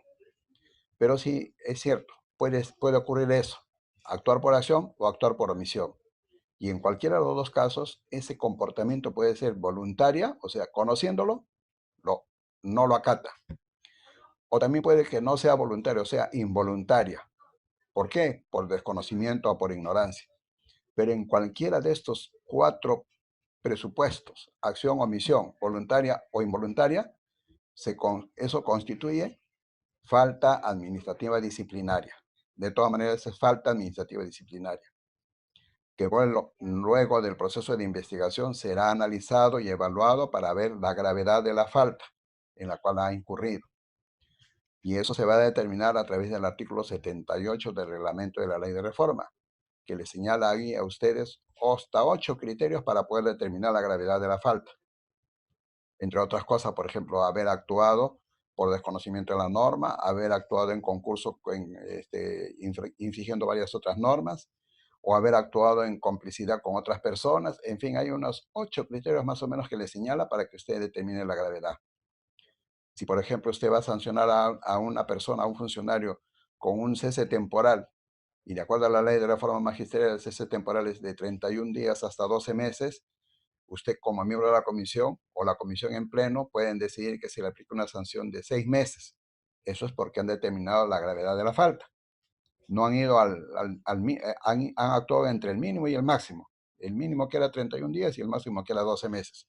Y han concluido de que debe de ser 6 meses. Entonces eso está en función a que han aplicado adecuadamente el artículo 78 del reglamento de la ley de reforma. Pues bien, eso es por un lado cuando se habla de falta y ahora se habla de infracción. La infracción se refiere a la vulneración de los principios, deberes y prohibiciones que están señalados en el artículo 6, 7 y 8 de la ley 27.815, ley del Código de Ética de la Función Pública, el cual va a dar lugar también a la aplicación de la sanción administrativa correspondiente. Pero acá es necesario señalar lo siguiente. Si usted no encuentra que la persona que está investigando, procesando, llámese jefe de gestión pedagógica o director de gestión pedagógica o director de UGEL, no encuentra tipificada la falta en el artículo 48 y 49 de la Ley de Reforma Magisterial, porque solamente en el artículo 48 se señala cuáles son las faltas graves. En el artículo 49 se señala cuáles son las faltas muy graves. La grave es para hacer un cese temporal, la muy grave para hacer destitución. Pero si usted no encuentra que la falta que ha cometido este funcionario no está señalado en el artículo 48 ni en el 49, entonces, ¿qué es lo que va a hacer? Como no tiene falta, entonces lo que puede tipificar es infracción. Y si usted va a encontrar que es infracción, entonces va a acudir a la ley del Código de Ética. Entre otras cosas, el artículo 6, 7 y 8. En el artículo 6 se refiere a los deberes, el 7 se refiere a las obligaciones y el 8 se refiere a las prohibiciones. Cada uno de estos artículos tiene varios literales, entre 5 a 6 literales más o menos en cada uno de ellos. Entonces usted va a ir analizando cuál de estos literales que están señalados en el artículo 6 o cuál es del artículo 7 y cuál es del artículo 8 es lo que ha infringido este funcionario. Y de acuerdo a eso va a tipificar. ¿Qué cosa va a tipificar? Infracción, no falta, porque ya usted dejó de lado el artículo 48 y 49 de la Ley de Reforma. No lo tiene que seguir utilizando, solamente se ciñe a lo que dice el Código de Ética. Porque como no hay ninguna de las faltas señaladas en el artículo 48 ni 49, entonces usted va a tipificar la infracción en la cual incurrir este funcionario señalados en el Código de Ética. Pues bien, entonces, estas son las normas sustantivas, lo que se conoce como las normas sustantivas. Pero luego viene el procedimiento, que es el desarrollo del proceso administrativo disciplinario propiamente dicho. Si la persona hubiera usted señalado las faltas con la ley de reforma magisterial, su procedimiento sería con el reglamento de la ley de reforma magisterial, que dice el decreto supremo 04/2003 ED, es el reglamento de la ley de reforma. Pero si no tipificó usted la falta con la ley de reforma, sino que usted ha tipificado la infracción con el Código de Ética, ¿cuál es la norma de procedimientos que tiene que aplicar en este caso? La ley del Código de Ética tenía un decreto supremo que regulaba el procedimiento del proceso disciplinario en el caso de infracciones señaladas en el Código de Ética. Pero esos capítulos del reglamento de la ley del Código de Ética han sido derogados por la ley de servicio civil, por el reglamento general de la ley de servicio civil, han sido derogados. Entonces, la ley del Código de Ética de la Función Pública no tiene una norma que regule el proceso administrativo disciplinario para aquellos que han infringido las normas del Código de Ética. Entonces, en este caso, ¿cuál es la norma que se utiliza para hacer el proceso disciplinario? En este caso, es el reglamento de la Ley de Reforma Magisterial, porque se trata de servidores o funcionarios que están en la carrera pública magisterial. Entonces, el proceso disciplinario por infracción al Código de Ética se hace con el reglamento de la Ley de Reforma Magisterial. ¿De acuerdo? Eso es importante que se sepa y no se vaya a confundir y ustedes le apliquen el reglamento de la Ley de Servicio Civil, porque no es competente en este caso el reglamento de la Ley de Servicio Civil para casos de cargos de carrera pública magisterial, sino el reglamento de la Ley de la Carrera Pública Magisterial aplicado a los funcionarios de la Ley de Reforma. Bueno, entonces, acá vemos, como hablamos, el director de UGEL es un cargo de confianza de la Dirección Regional de Educación, al que se accede por designación entre los mejores calificados. O sea, es de una terna. De esos tres que son los que mayor puntaje tienen, le da la posibilidad al director regional de educación a decir, escoge tú a cuál crees tú que esos tres sea de tu confianza. Y entonces eso es que hace que no necesariamente que ocupó el primer lugar va a ser designado como director de UGEL. Puede ser el tercero, puede ser el segundo. El término de designación, ya vemos, es por 4 años. La evaluación de desempeño se realiza a los 2 años. Las sanciones que se pueden aplicar son administrativas de destitución previo proceso administrativo disciplinario por falta o infracción debidamente tipificada. Eso es importante, que tiene que estar debidamente tipificado, porque no se puede sancionar o procesar disciplinariamente por una falta que no está debidamente tipificada. Por ejemplo, yo les digo acá lo siguiente. Miren. De acuerdo a la ley del profesorado, ustedes recordarán que una de las faltas que señalaba en la ley de profesorado era cuando decía por rompimiento de relaciones humanas. O sea, no se llevaba bien con la comunidad educativa, sea como profesores, con padres de familia, inclusive con los alumnos. Entonces decían, yo lo denuncio a este director por rompimiento de relaciones humanas. Esa denominación de rompimiento de relaciones humanas está señalado en la ley de reforma magisterial, en el artículo 48 y 49, no lo está. Está señalado en los artículos 6, 7 y 8 del Código de Ética, tampoco lo está. Entonces, pero sin embargo la denuncia está señalado en esos términos, por rompimiento de relaciones humanas. Entonces, ¿qué es lo que tienen que hacer los miembros de la Comisión de Procesos Disciplinarios? En este caso, la Comisión Especial.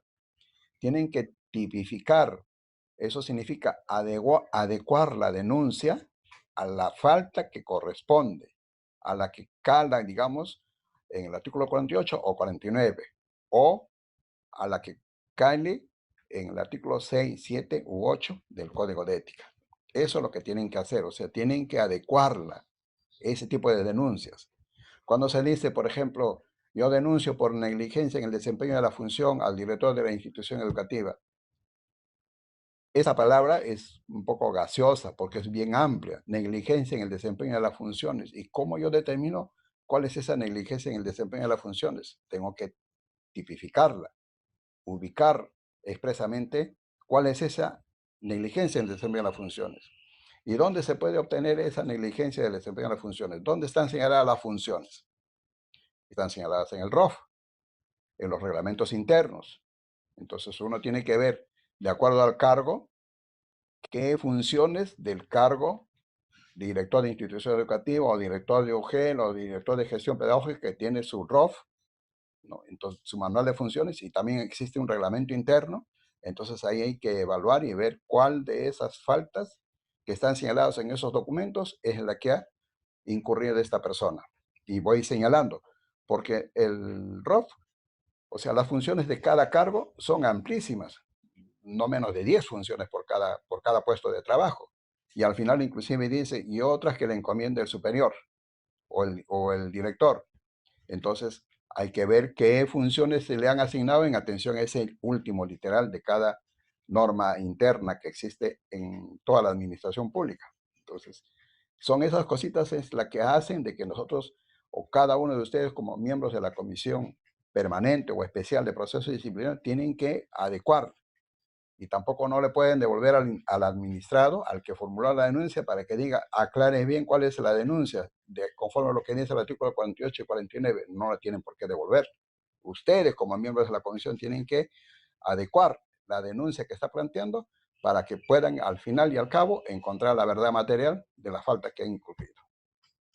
Bien, luego tenemos, le hemos dicho como la remoción es regulada, ¿ya? Hay casos de cargos de designación que son de remoción libre. Por ejemplo, el jefe de gestión institucional es de remoción libre, no es de remoción regulada, porque eso significa que el director, digamos, de región, de educación que ingrese, puede decir, hasta aquí nomás, señor, muchas gracias por sus servicios. Y para eso no ha tomado en cuenta qué tiempo de servicios tiene desempeñando en el cargo de gestión institucional. Simplemente que como el cargo es de remoción libre, entonces no es que está regulada, no es que está sujeto a un periodo de mandato del ejercicio de la función. Entonces, eso se actúa de esa manera.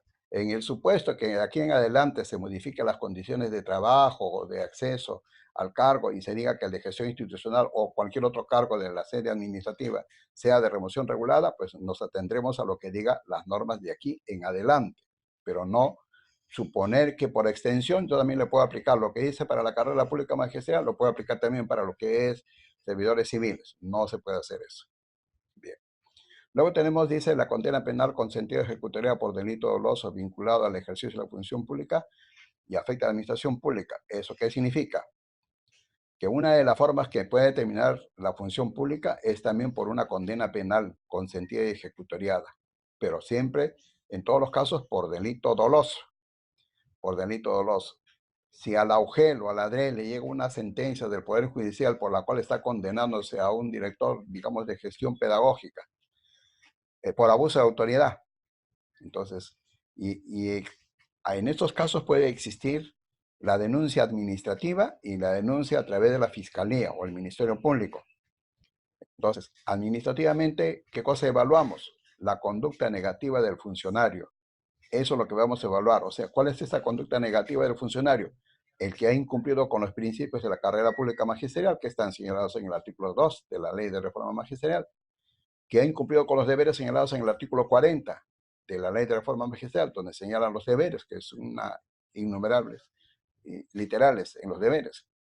Y cuando ya se tiene esto, los principios y los deberes, entonces recién se va a ver en qué artículo de la Ley de Reforma se tipificaría la falta.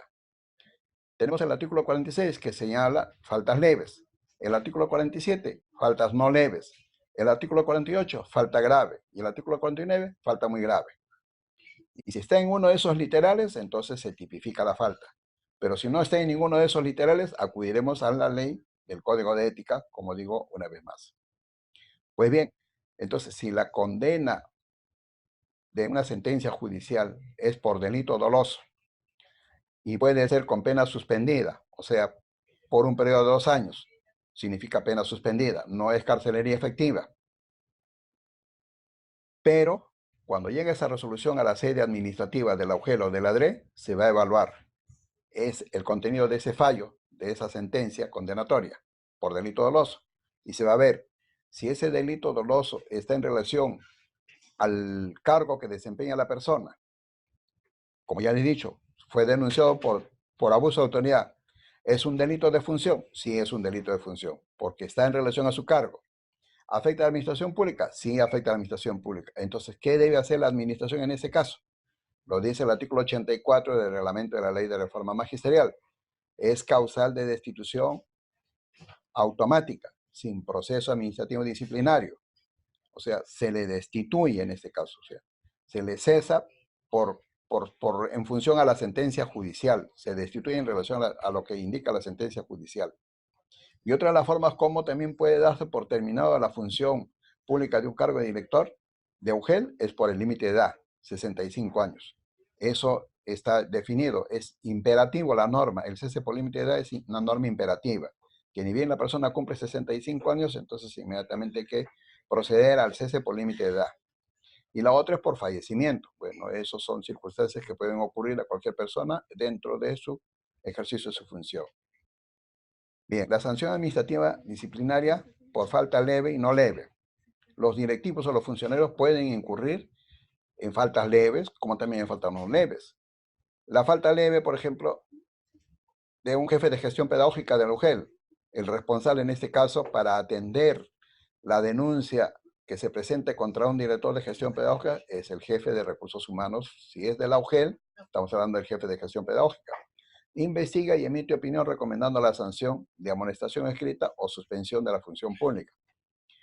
La amonestación y la suspensión de 1 a 30 días es por falta leves y no leves. Entonces, en esos casos no hay proceso administrativo disciplinario. Eso es sin proceso administrativo disciplinario, sin la apertura de proceso administrativo. Por eso es que se dice que el que está a cargo de la investigación es el jefe del área de recursos humanos y él, haciendo su informe, va a recomendar si se recomienda por la sanción escrita, que es a través de una resolución, o es una suspensión de 1 a 30 días. Ahora, si la falta leve y no leve del director de gestión pedagógica, en este caso estamos hablando de la DRE, corresponde al jefe del área de recursos humanos de la DRE o gerencia regional, conforme esté definido. El que va a investigar, emitir el informe recomendando la sanción de amonestación escrita o suspensión de 1 a 30 días. Que esas son las sanciones por faltas leves y no leves.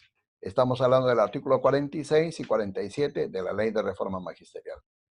¿Ya? A la siguiente. La Comisión Especial de Procesos Administrativos Disciplinarios para Docentes. Bueno, la semana pasada, el 25 de septiembre, se ha emitido un decreto supremo que es el 014-2019, a través de la cual se está modificando el artículo 92 del decreto supremo 004-2013-D, en cuanto a la conformación de la Comisión Especial. Antes del decreto supremo 014, existía el representante del titular de la DRE, que era el jefe de gestión pedagógica. para la comisión especial, en todos los casos de proceso disciplinario para, como repito, director de gestión pedagógica y director de UGEL, el representante del titular era el jefe de gestión pedagógica, quien lo presidía. Hoy día eso se ha cambiado y ahora se dice que es un representante al titular de la DRE quien lo preside. Eso significa que no necesariamente tiene que ser el jefe de gestión pedagógica, sino puede ser el jefe de gestión institucional o el jefe de administración, los que puedan ser el representante al titular de la DRE como presidente de la comisión especial.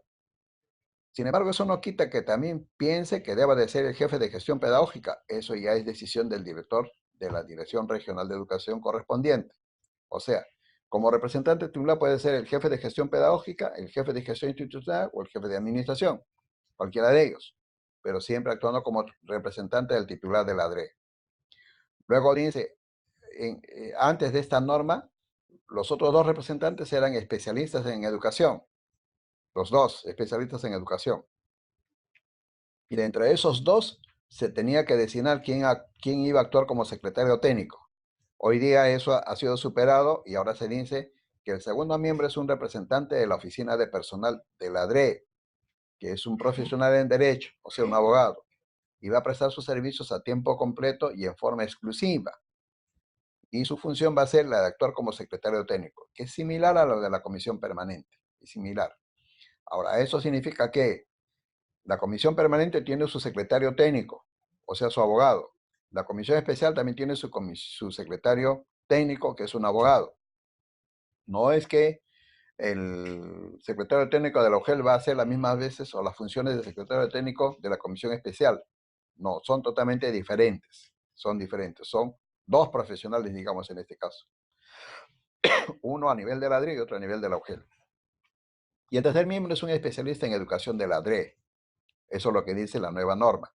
Eso sí se mantiene cuando en la anterior decía dos especialistas. Bueno, ya no son 12, es ahora uno, pero siempre van a ser 3 miembros. Pero en las DREs existen ahora pues 10, 15 especialistas en educación.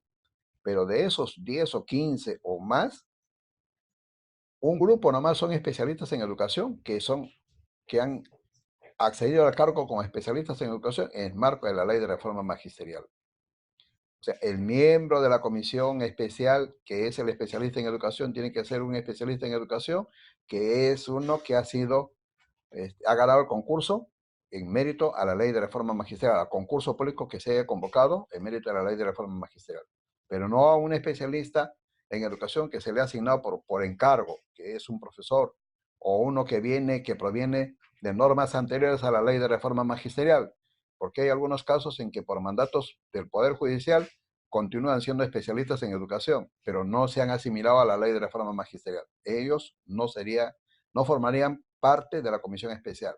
Solamente tiene que ser un especialista en educación que pertenece o que ha participado en el concurso para acceso a ese cargo. La Comisión Especial de Procesos Administrativos y Disciplinarios para Docentes puede contar con el asesoramiento de profesionales que resulten necesarios. Por ejemplo, un contador. Se necesita un contador, un perito o un ingeniero. En fin, dependiendo del tipo de investigación o proceso disciplinario que se esté llevando a cabo.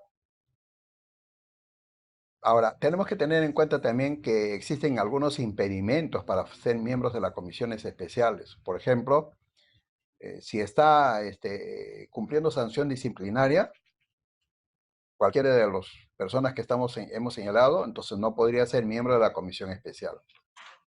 Como tampoco puede ser miembro de la comisión especial aquella persona que tiene cuarto grado de consanguinidad o segundo de afinidad con el procesado. En todo caso, en ese tema específico debe de inhibirse para no caer en estos vicios por razón de parentesco. E incluso también se tiene que tomar en cuenta los conflictos de intereses, ¿no? Hay casos de conflictos de intereses. Entonces, toda esa situación se tiene que ver. Luego también se dice que es como impedimento a aquellas personas que puedan haber estado, hayan sido sancionados en los últimos 5 años, ¿no? Entonces, eso también señala la ley de reforma magisterial como impedimento para poder ser miembro de las comisiones, sean permanentes o especiales. Luego entonces vemos en otro punto, por falta grave se puede tipificar falta según lo señalado en el artículo 48 de la ley de reforma. Si se tratara de infracción, se tipifica conforme a lo señalado en el artículo 6, 7 y 8, como ya lo hemos dicho, del Código de Ética de la Función Pública, y se calificará la gravedad de la infracción conforme al artículo 78 del reglamento de la ley de reforma. Repito, ese artículo 78 le indica a ustedes los criterios para determinar la gravedad de la falta. En el supuesto que se trate de, por ejemplo, una falta grave, cuya sanción es de 31 días a 12 meses, los miembros de la comisión tienen que evaluar esos criterios señalados en ese artículo para al final recomendar si debemos recomendar por un cese temporal de 3 meses, 7 meses, 10 meses, o un mes, o un año. Ese aplicativo del artículo 78 es el que le va a determinar el mínimo, o entre el mínimo y el máximo, cuál es la sanción que se debe aplicar a la persona. Luego, la sanción será según el literal C del artículo 48 de la Ley de Reforma Magisterial, concordante con el literal C del artículo 79 del reglamento de la Ley de Reforma Magisterial. Bien, correcto. Entonces, vemos pues que estamos diferenciando las faltas de las infracciones, que es lo que más interesa, que ustedes sepan distinguir para no incurrir en algunos defectos o incumplimiento del debido procedimiento, por ejemplo, ¿no? Incumplimiento del debido procedimiento, que es lo básico, lo fundamental, para no ser revocados las resoluciones de sanción que ustedes recomienden o apliquen y sea revocado por el Tribunal de Servicio Civil. La investigación preliminar, la comisión es un plazo de 30 días. Obviamente siempre hay una investigación preliminar antes de la apertura del proceso administrativo disciplinario y este trabajo está a cargo del secretario técnico, que hace las investigaciones en relación a todos los documentos que obran en la denuncia, manifestaciones, en fin, pruebas que existan. Si hay mérito, la comisión especial recomienda la apertura del proceso administrativo disciplinario, o sea, se recomendaría la apertura del proceso disciplinario.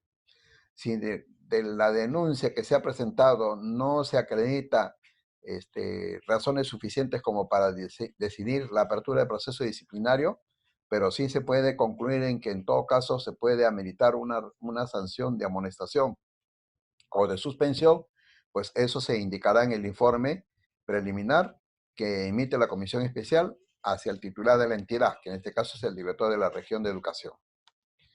El titular de la DRE emite la resolución de apertura de proceso administrativo. Para eso tiene un plazo de 5 días para emitir la resolución de apertura de proceso desde la fecha que recibió el informe preliminar de la comisión especial. El informe final de la comisión especial es de 45 días, en la cual va a recomendar la sanción que se debe aplicar. Esos 45 días se contabilizan desde la fecha en que es notificado debidamente el procesado. Hasta la culminación debe ser 45 días útiles, o sea, hábiles, no son calendarios.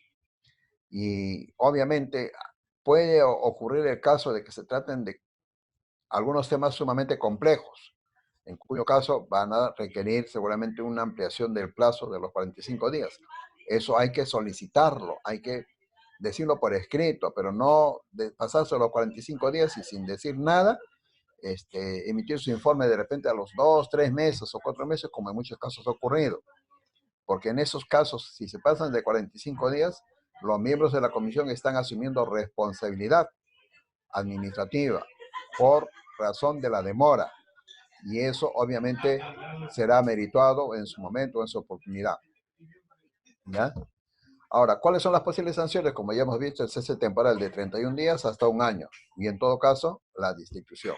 Esas son las posibles sanciones que se puede aplicar a estos funcionarios que estamos mencionando. Los miembros de las comisiones, estamos hablando acá ahora un punto sobre responsabilidades, que es también importante, ¿no?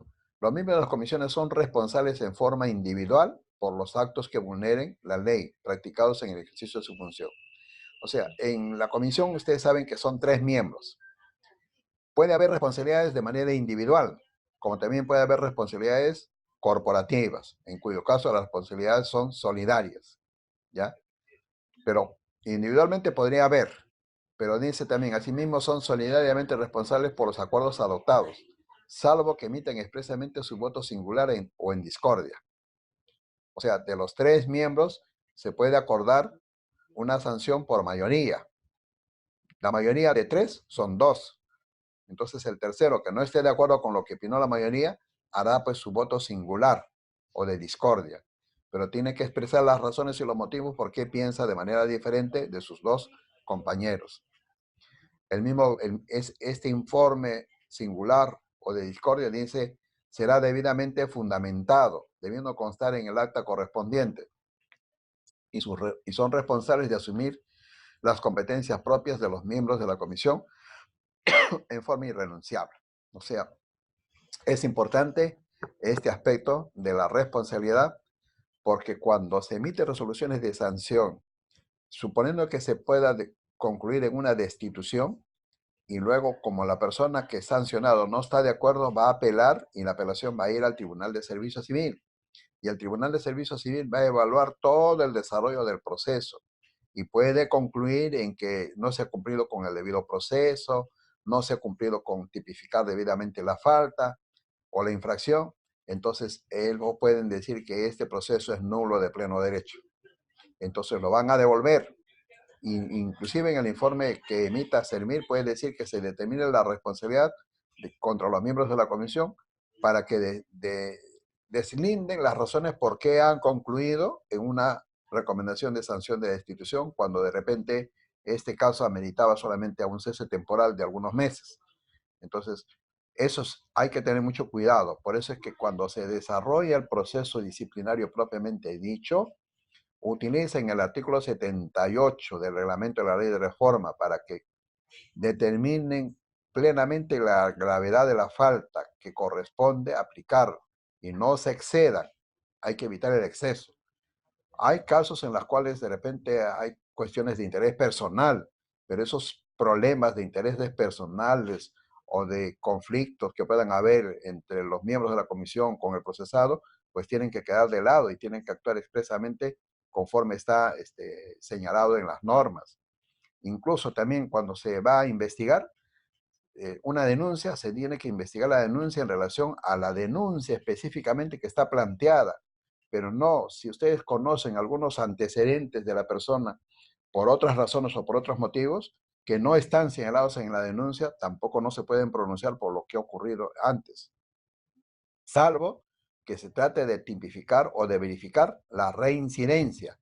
Pero en esos casos ya tenemos que tener resoluciones de sanciones que haya merecido anteriormente esta persona.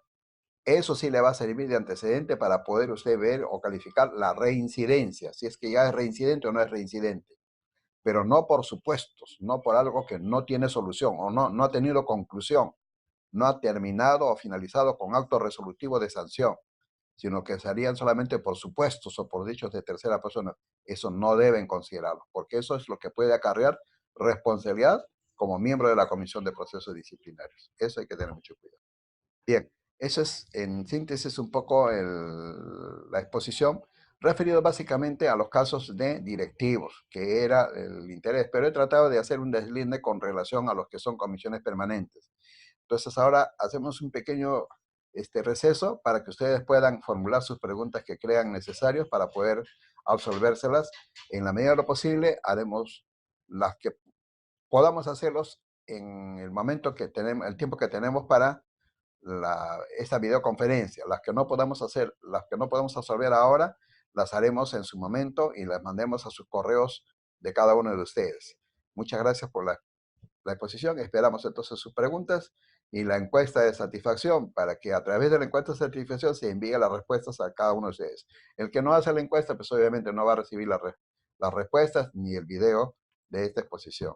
Bien, entonces un pequeño break. Bueno amigos, retomando, vamos a resolver algunas preguntas que ustedes han formulado a efectos de poder satisfacer las inquietudes de ustedes. Las que ya no se puedan, en todo caso, por razón del tiempo, las vamos a hacer posteriormente a sus correos de cada uno de ustedes, para lo cual le pedimos que cumplan con la encuesta de satisfacción para poder atenderlos. Bien, la Ogel Hualgayoc dice, si una docente ha postulado a una plaza de especialista en educación, su hermano es el director de la OGEL, se configura nepotismo. Bueno, se entiende que está postulando a una plaza de especialista en educación de la OGEL Hualgayoc. En ese caso, sí estamos hablando de la figura del nepotismo. En este caso, la persona debería abstenerse y postular a una plaza de otra UGEL, porque si no se va a configurar esa figura de nepotismo. Luego tenemos, gracias por la consulta, la UGEL Guaitará dice, si se tipifica falta leve y no leve, se hace el procedimiento correspondiente. Se estaría hablando que hemos iniciado un procedimiento de, como ya he dicho, proceso administrativo disciplinario solamente se hace o se apertura cuando se presume que la falta es grave o muy grave. Pero cuando la falta por la cual se ha denunciado se configura como leve y no leve, en esos casos no se apertura proceso administrativo disciplinario, sino que el que hace investigación es el jefe de recursos humanos y recomienda si hay mérito a sanción de amonestación o de suspensión, como digo, de 1 a 30 días. Y si no hay mérito ni a sanción ni a suspensión, pues puede sugerir que se archive el caso, porque no hay mérito suficiente para ninguna de las dos. Eso ya se decide a través del informe que emita el jefe de recursos humanos. El secretario técnico de la UGEL, la Unión, dice, si uno de los integrantes de la comisión, su voto es discordia para la apertura del proceso y su motivación es que no hay pruebas suficientes, pero sin embargo se evidencia claramente que la falta es grave, pero como es representante de los docentes y para evitar romper su buena relación, la pregunta es si incurre en alguna falta y si este es partícipe de la recomendación de la sanción. Bien, bueno, como ya hemos dicho, que la comisión está conformada por 3 miembros. En este caso estamos hablando de una comisión permanente porque está hablando de un profesor. La comisión permanente está integrada por 3 miembros. La mayoría se hace con 2 votos, con 2 personas. O sea, si en este caso, si son 3 y hay una recomendación de parte de 2 que sí se aperture, entonces estamos hablando de una opinión en mayoría y una opinión en minoría. Y la opinión en minoría es la del docente. Él tiene que señalar sus razones y motivos por qué dice que no hay mérito a que se aperture el proceso disciplinario. Pero como el voto es por mayoría, entonces de todas maneras esos aspectos va a evaluar el titular de la entidad, que es el único que decide la apertura. El responsable es el titular de la entidad, que es el director de la OGEL, porque él es el que va a firmar la resolución. Lo que hace la comisión es recomienda. Todos sus actos es de recomendación, no es de decisión. Ellos no deciden, los miembros de la comisión no deciden, pero sí son responsables por lo que deciden, por lo que opinan. Entonces, en este caso, el director de la OGEL considera que sí se debe aperturar, le va a hacer caso a lo que opinó la mayoría. Y de todas maneras se toma en cuenta la opinión en minoría del representante de los docentes. ¿De acuerdo?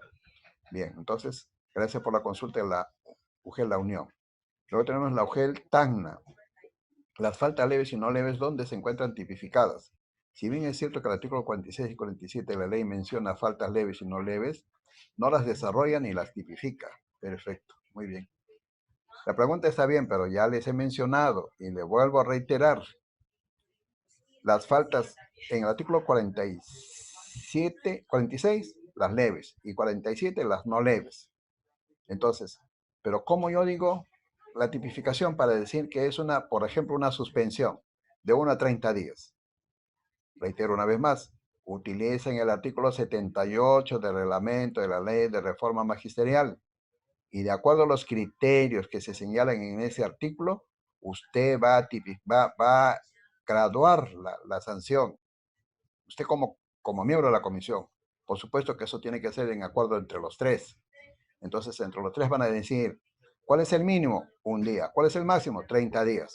Cuando se trata de una suspensión, entonces ahí ustedes van a recomendar, de acuerdo a la falta, como es no leve, entonces debe ser 5 días, 15 días, 20 días, en fin, lo que decidan, de acuerdo al análisis que haga. Es para eso utilizan el artículo 78 del reglamento de la ley de reforma. No solamente para las faltas leves y no leves, sino para también las faltas graves y muy graves, o sea, 48 y 49. ¿De acuerdo? Gracias a la UGEL Tacna. Ahora entramos a la UGEL Ladré Cajamarca. Los antiguos procesos con la comisión se culminaron con la nueva comisión o con la antigua comisión. Bueno, yo he hablado de las comisiones especiales. Por supuesto, si por ejemplo ahorita tenemos procesos disciplinarios aperturados con comisión especial, esta comisión especial obviamente se ha conformado con la norma anterior. Entonces, ahora lo que tienen que hacer es adecuarse a la norma actual, adecuarse. El presidente puede ser siguiendo la misma persona. La única diferencia está ahora aquí es en el secretario técnico, o sea que ustedes deben de contar, la Comisión Especial ahora debe contar con un profesional abogado que se encargue de todo el desarrollo del proceso, porque el secretario técnico es la persona que en realidad es el que más trabaja en la Comisión de Procesos, porque tanto el cargo de presidente como el de especialista en educación son funciones adicionales a su cargo principal, que es director de gestión pedagógica o especialista en educación. Entonces, se dan su tiempo para poder participar en la comisión de procesos disciplinarios, pero todo el trabajo lo va a realizar el secretario técnico, que es un abogado que está dedicado a tiempo completo y a dedicación exclusiva al trabajo de la comisión de procesos. Por eso es que él tiene a su cargo los archivos, él elabora los informes preliminares, elabora los informes finales y los pone en conocimiento a los demás miembros para que si están de acuerdo, o en todo caso cuando se reúnen hacen algunas aclaraciones, algunas precisiones y eso los toma en cuenta el secretario técnico y al final se emite el informe final y en consenso se aprueba y se suscribe el documento y se eleva al titular de la entidad. Pero el trabajo, quien más trabajo realiza es aquí el secretario técnico. Hasta antes de que esta nueva norma exista, obviamente eran los tres los que tenían que hacer ese trabajo. Bien, entonces, absuelto la consulta, seguimos a la siguiente. Laugel Julcán, eso es Trujillo. Si un director ha sido denunciado al Ministerio Público por falsificación de un informe escalafonario, durante la investigación este ha asumido su responsabilidad acogiéndose al principio de oportunidad. ¿Cuál es la responsabilidad de la parte administrativa para iniciar investigación? Bueno, acá existe una denuncia penal que es por falsificación de un informe escalafonario. Hay una denuncia penal. Entonces él se ha acogido a la confesión sincera. Él ha dicho que sí es responsable, pero ya la falta o el delito está cometido. De todas maneras, el Poder Judicial probablemente lo va a condenar. Y esa condena por falsificación de documentos le pondrán la pena mínima, será pues 1 año, 2 años, lo que decida el Poder Judicial. Pero esa condena penal va a tener implicancias en la función pública de este servidor, de este director. ¿Qué va a pasar? Que como la condena es por delito doloso, falsificación de documentos es delito doloso, y este delito es en relación a su función, o sea, a su cargo, y ha afectado a la administración pública porque ha favorecido a una tercera persona o ha perjudicado a una tercera persona, cualquiera de las dos. O sea, el administrado, sea un profesor, sea un administrativo, lo ha perjudicado por ese informe escalafonario falso. ¿Perfecto? Entonces, este director, cuando llegue la sentencia del Poder Judicial a la UGEL, lo va a tener que destituir sin proceso disciplinario, porque esa destitución es automática, es automática. Pero diferente si es que el delito no fuera por razón de su cargo y no afecta a la administración pública, es porque se trata de un delito totalmente diferente a la que corresponde a delitos de función. Por ejemplo, que este director, en su condición de director, pues como persona natural, lo ha estafado a una tercera persona, pero que no tiene nada que ver con la función pública. O sea, es un particular, a un primo, a un amigo, qué sé yo, le pidió un préstamo de dinero, no le devuelve, entonces el otro se da por estafado y lo ha denunciado penalmente y lo han condenado por estafa. La pregunta es, ¿ese delito de estafa tiene que ver con la función pública, con el cargo que esta persona desempeña? No. ¿Afecta a la administración pública? No. Entonces, ¿qué hacen cuando llegue esta sentencia del Poder Judicial a la UGEL?